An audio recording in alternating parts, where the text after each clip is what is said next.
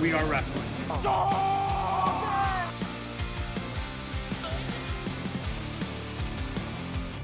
Don, D-O-N? Dick, got it.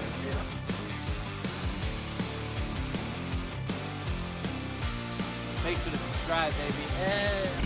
We are wrestling. But the Bray Wyatt match wasn't a great match, but I think for me anyways, it was way better than I expected. The visually, it was freaking a banger. It was freaking awesome. That was really cool.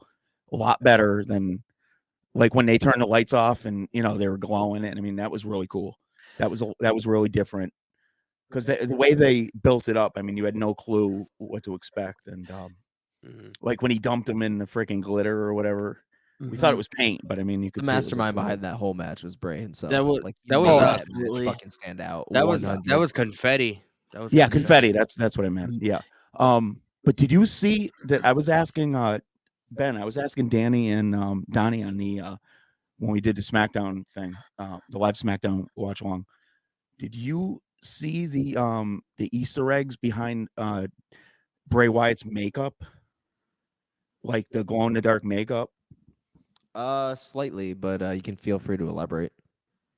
Man, if you when he was hanging upside, when he was hanging, in the mid, right when they turned the lights off, when he was and he was hanging like upside down.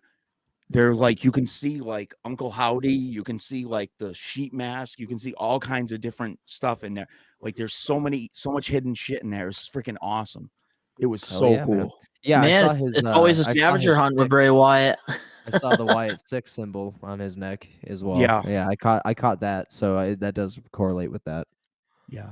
I do want to add something to that match. I do gotta say, thinking about it now. Overall, I think all of us thought the presentation wasn't going to be there. And I do got to say, it definitely, my expectations for this, I went in there very low and they definitely, did really well. I think when it came to expectations, for personally, I think the match could have definitely been better, but I thought this, lights out match wasn't going to be in the ring, neon lights. Yeah, the only thing now that I want to happen, I want Bray Wyatt to be in regular matches now. We need to have him, not always do. Yeah, it's all gimmick matches. Yeah. That's the only thing I'm asking for. No red lights, just regular matches. Right. No red lights.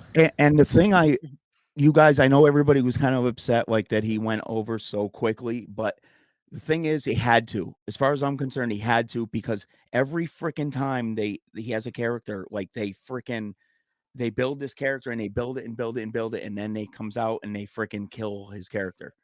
He had to. That's the only way they could have done it. They had to go over and they had to make him look strong. It's not going to hurt LA Knight.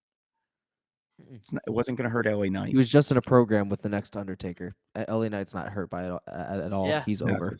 He's got a bright future. LA Knight did majority of the build towards this match. You know what I mean? Like, obviously Bray Wyatt was involved. But LA Knight, like, he was a huge part of it. Here's the thing. Bray Wyatt went out there on his name alone, and that's all he knew he needed. LA Knight, he gave LA Knight a platform and told the kid to run with it.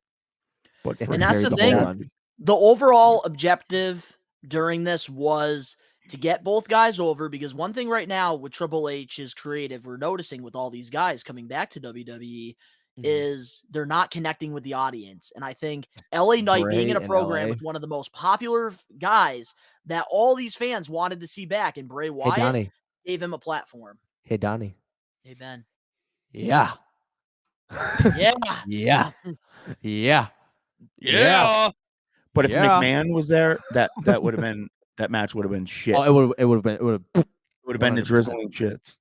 Absolutely. Hershey squirts all day, bro. Like, it just, LA Knight, man, like this whole feud and this whole couple month build that we got with him and Bray Wyatt, dude. Like, at first I was skeptical because I'm like, fucking LA Knight, like the dude just came back to his gimmick and you're throwing him fucking Bray Wyatt. I'm like, what the fuck is this? And then now, throwing him in the pack of wolves, man. Dude, within 3 weeks, I was already sold in this whole storyline with him and Bray Wyatt. It's so good, and it showed how great LA is in terms of mic skills, fucking stage presence, everything. He is just, and he's gritted in the fucking ring. The dude can fucking move. That dude is a future world champion.